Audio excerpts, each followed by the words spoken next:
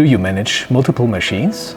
Are you busy keeping track of maintenance and calibration dates while also having to minimize downtime?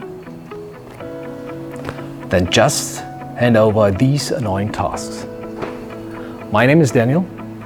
I'm a part of the testXpert Analytics team as a product manager, and I'm really excited to show you how condition monitoring can help you. With condition monitoring, you have a simplified and clearly access to all your machines. You can pass in via web browser at any time from anywhere. But also, you will be reminded on calibration, and you can do your own trend analysis, an example, operating hours, test duration, and so on, that you can utilize your machines.